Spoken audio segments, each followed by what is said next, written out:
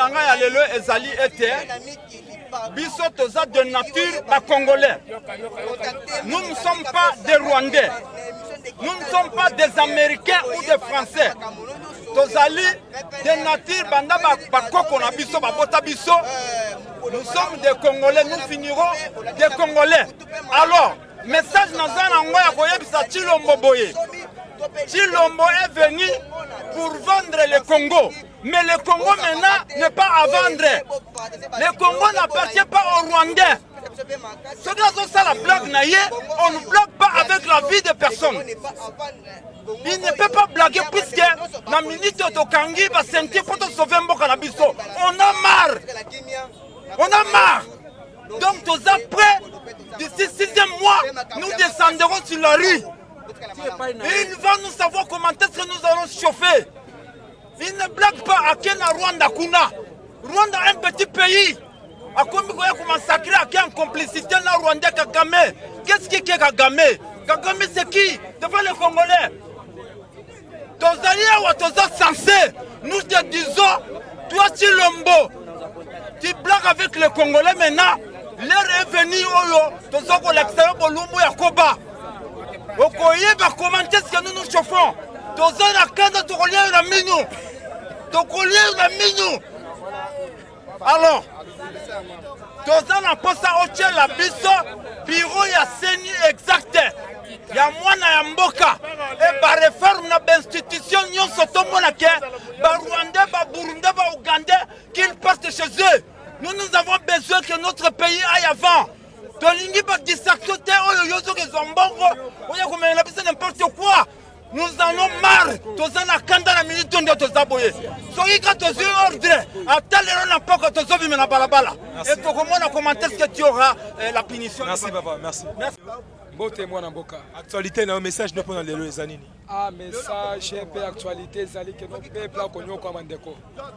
Peuple akonyo kwa ma, peuple akosufi, peuple akokufa lokola basoso. Bakoboma peuple lokola ba poisson. Lokola bakoteka ndunda na wenze.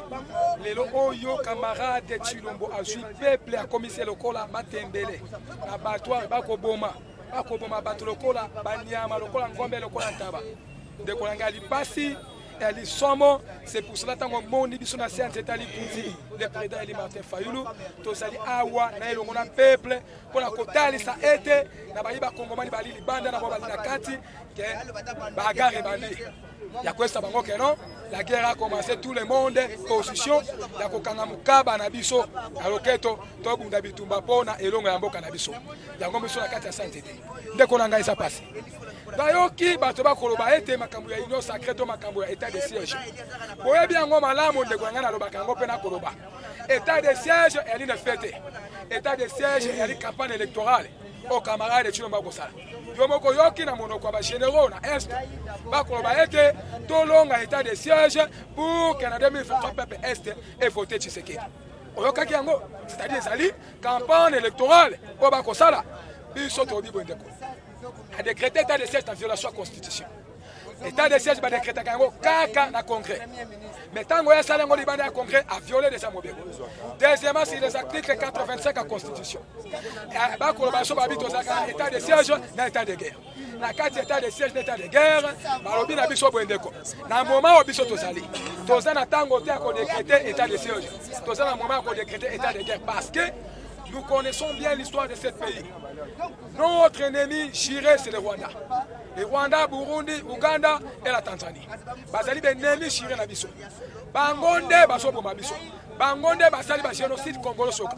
Parce que eux pensent que non, il y a seulement des génocides rwandais. Non. Au Congo, s'il y a des génocides, génocide à Maluku, Tirelo, dossier là. Génocide à Ituri, Roger Lumbaya, à Poitiers vérité. Et ça dit Bemba, Ndemoto Tinda et Abou Mabato. Bakangaye te. Balandela yangote. Tokamate susu, génocide ya Kisangani na Goma, camarade Constant Dinga. Oyo batieli bisoye général oya kamba biso na katia. Ya professeur Norkiv. Bakamati batie mo kambia ya professeur Norkiv. Akelo ko chape. Yo boma batu na katia Congo. Yo kata bato mitu. Yo tout batu na maboka. Nini okopesa peuple leçon, to kopesa banguna leçon. Parce que yo moko cet exemple te. Lelo oyo ndeko na ngai na songa sima mwanda. Bakamata ba Rwandais. Batina bango na Uvira. batina bango na Fizi, batina bango na Masisi, baboma basi, baboma ba maman na biso, baboma ba papa na biso. Jusqu'aujourd'hui, ils sont en train de continuer de massacrer nos militaires congolais. Baso boma. Même maintenant ba soldats na biso moko, ba diaboliser bango, ba corrompre bango, ba komi ko boma population. Ngana yo to c'est pas d'état de siège. Non, état de siège ça non effet. Et ça, c'est mon côté et qu'on résoudre la vie à Bakongomane. Or, si l'on va salaire grave, état de siège, pas décret à Kangoué, c'est encore 30 jours, il n'y a pas. Constitution, les alliés renouvelable une fois. Sauf qu'ils sont renouvelables une fois. C'est ce qui va renouveler et comme 60 jours. À 15 jours, comme 60 jours, réalisation est certaine à Est. C'est-à-dire, peuple, on a continué à souffrir. Non. Solution, c'est bon. Tata, mon conseil, la lobaki boy. Toi, il y a une réforme, solution, c'est la réforme. Il y a qu'à identifier l'armée congolaise. Il y a qu'à identifier les vrais Congolais, les Rwandais. C'est ça la meilleure solution. Mais je ne pense pas que nos vrais Congolais, les généraux ou les lieutenants généraux de la Est, à quel point ils soutenir les troupes de rébellion et mon babane de Konaï. Jamais.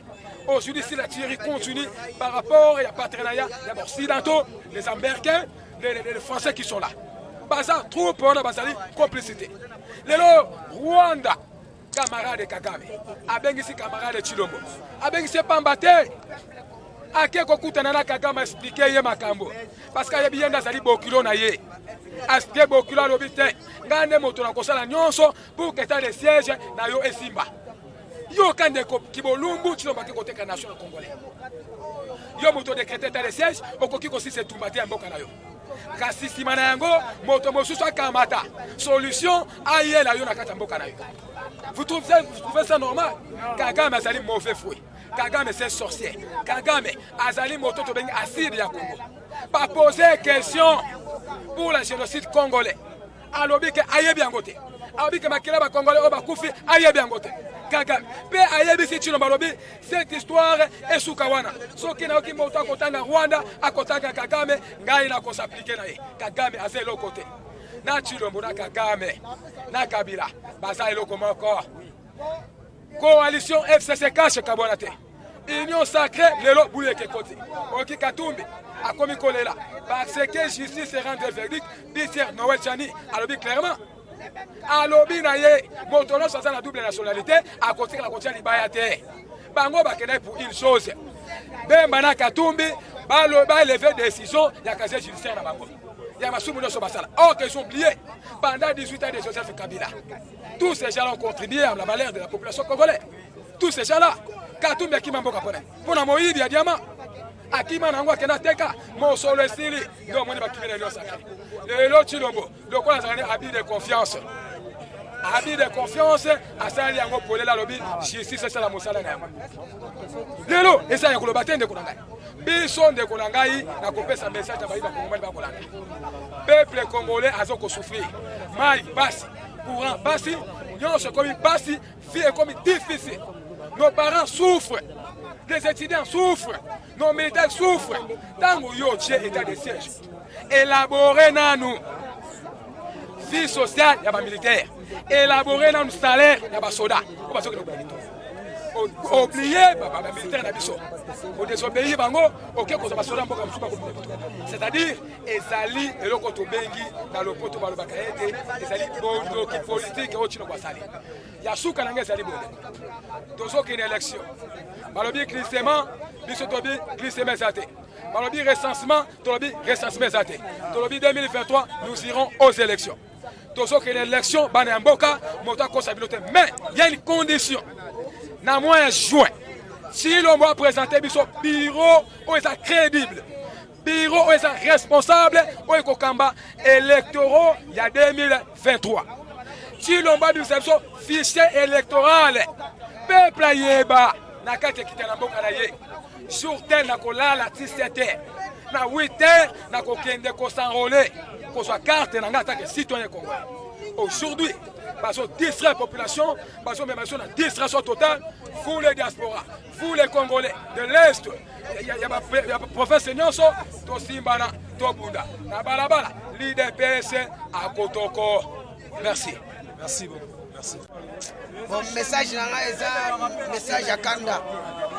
Parce que une occasion peut-être que tu sois président congolais peut-être Mobutu Azalaka. Parce que tout le monde a soi-disant Chilombo a coûté la fara na muninga président ya oyo aza assassin ya mboka RDC.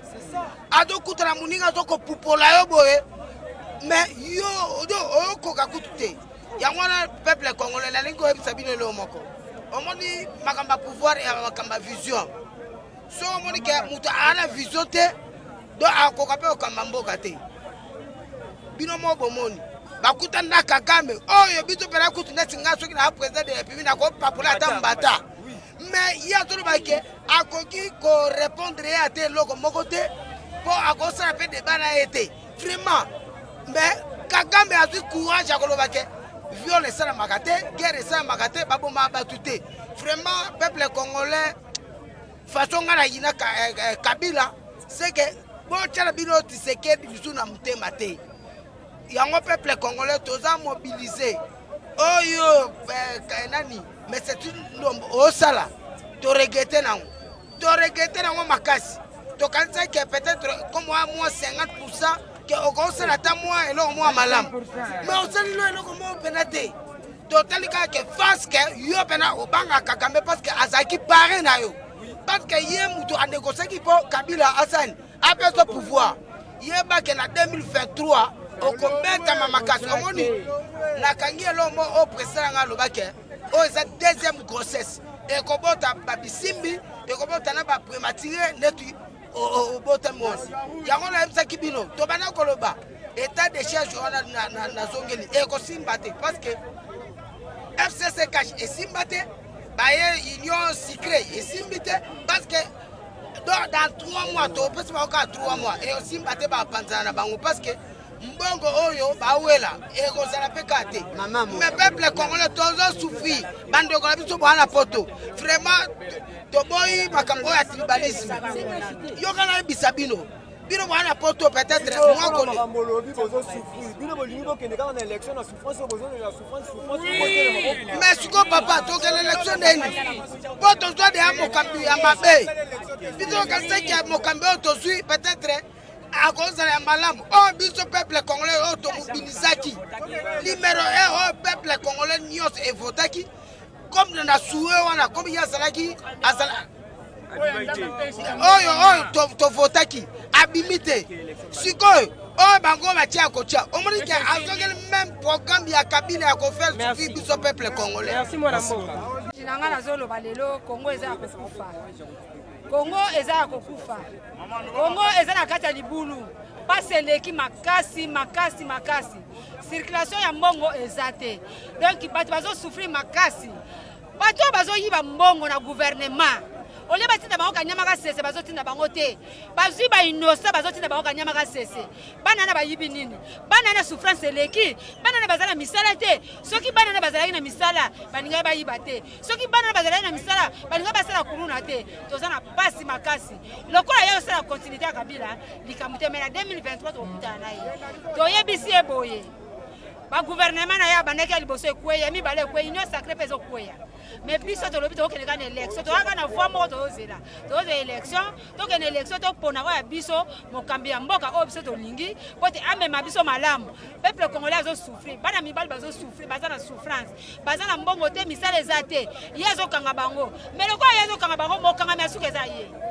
Mokangami asuka loka yezo kanga bana mibali mokangami asuka ezali ye po yezo détourner mbongo bango bazo yiba mbongo bazo kanga bango te matata pona yibi mbongo bakangi ete ilunga ilukamba yibi bakangi ete ye moko bakangi ete mais bana mike ba kanga bango basini ba kanyama kasi mais bato wana bazana batina bango na prison lokola ba justice te bazo landa te ba kanga kanga bongo ba landa te ba landa la bana te ba kanga bango na divagation baolanda te classe abana ezoko beba ayeba ke ya bebisi nanu classe abana na biso ezo beba bana bakomoki ma classe pona nini yene mta bandaki corona virus or ke zate malade na zate makama este nazala mawa mingi na motema na papa so na bandi kolela kolela na ngai ekelelisa bato ebele bandeko na biso ya basi bazo viole bango bazo kota bango banzete na ba sexe na biso ya basi bandeko mibali bazo kata bango ba sexe na bango tomoni balakisi on na kata basaki epesi biso pasi tolobi na Félix yeba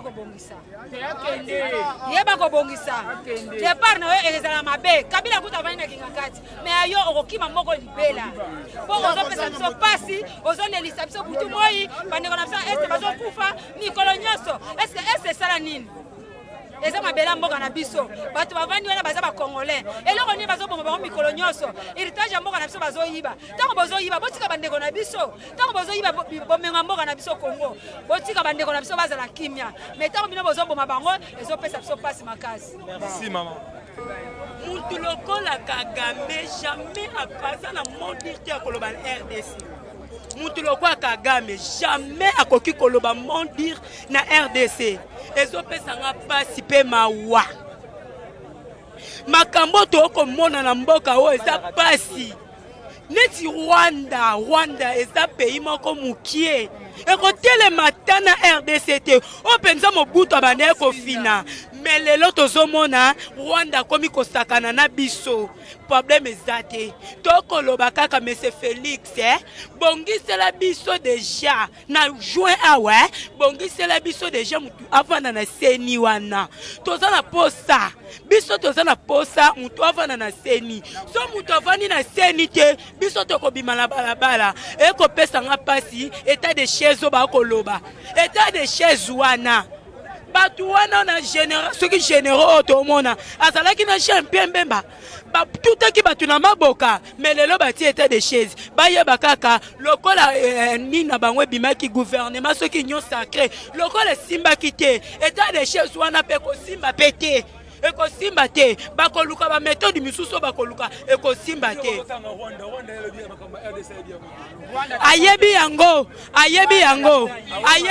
poso ka yebaki yango te jamais bayebani bango nyonso bayebani soki bayebanaki te Kagame jamais akoki koloba ye moko abengi Kagame nani bon fer lokola abengi Kagame bon fer na ye bayebani problème ezate biso tokoloba kaka boye biso to abongisela biso président avanda na seni lelo eza boye tolobi mboka oyo eza ya kobeba makasi vie ezalaka boye te tokomi lokola bafourmi donc oyo eza vie te mpo na nini boye puisque nyonso oyo ntango barwande bakotaki awa oyo tobomaki barwande Kagame alobaki na maloba na ye peuple congolais azoyeba bango bi alobaki à la longue je dirigerai le Congo. Après aye koloba ngai ntango na kodiriger Congo donc kokota nga na kokota pour la deuxième fois peuple congolais nyonso oyo akoleka liboso monduki akozala te na kotika mwana ya 4 à 5 ans alobaki yango pe lufu ezalaka te alobaki na kotinda bakongolais masanga na basi toza komela ba whisky oyo te toza komela lotoko na masanga mbila mais lelo tala lufu efungama masanga mbi ba whisky basi tala ndenge mboka ekomi alors asali nde wana atindi Joseph aza Rwandais ayibi aloli Joseph aye kotinda Tshisekedi 3e comment 3e a sauté aya kobima premier a sauté 2e aye koma premier bon premier sikoyo akoma 2e ou bien 3e donc biloko ya sali wana ayebi yango bieke asali eloko moko ezalaka te aza mpe mokonzi na biso awa na Congo te donc atika soki alandi yango akozwa mbano na ye biso peuple toza na kanda makasi bapeti oyo bazotina na este kuna basali eloko te misala eza te bakompani olobaki bakolia 3 fois par jour nana le dollar okutaki na combien lipa eza na combien ekola fufu eza na combien masango eza na combien savo eza na combien transport combien oyo eza vite ozokoka te ata moke tika tolobini wana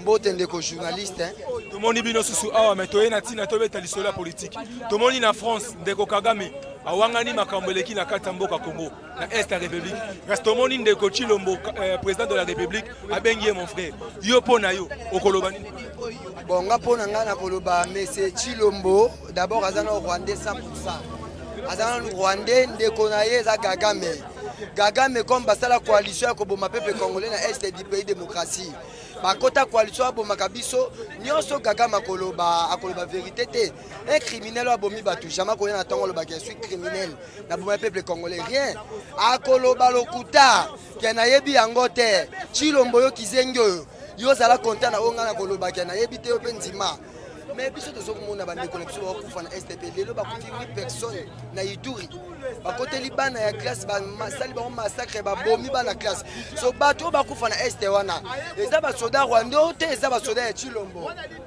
pona biso peuple congolais to ebi les seuls pays ezo bundisa Congo ezaka ka Rwanda nde abundisa ka biso eza kwa Israël Egypte pays oto ebe bundisaka Israël ezaka ka Egypte butu moi Philistin Amalek mais awa na Congo atoyebi ke ezaka ka Rwanda ndazo bundisa biso na mboka Kagame akoloba bongo ndenge nini tozomona les soldats rwandais afeti na kati ya Ituri Minembo Est Mobimba tozomona ba soldats rwandais ne bazokota babeta ba Congolais manduki bazomona na moi bakata ba na machette bazokotela bana ba salle na ba auditoire ko violer ko sala ba mabe na ba polo ya Rwanda dernièrement ba oti ko publier le 24 avril auto ça qui marche na Rwanda va publier le président Fayulu a dit va publier fille rwandais à la type polo le biche Minembo mais est-ce que Rwanda ko la ta polo le biche Minembo za Rwanda d'abord Minembo za RDC démocratie mboka ya Martin Fayulu mais ndenge ni Chilombo akomi ko kabamboka et pas ba Rwandais boye Chilombo azali Rwandais biso ezali le président mokote ya Congo ebisa ki biso ya Chilombo za Rwanda biso peuple congolais to identifier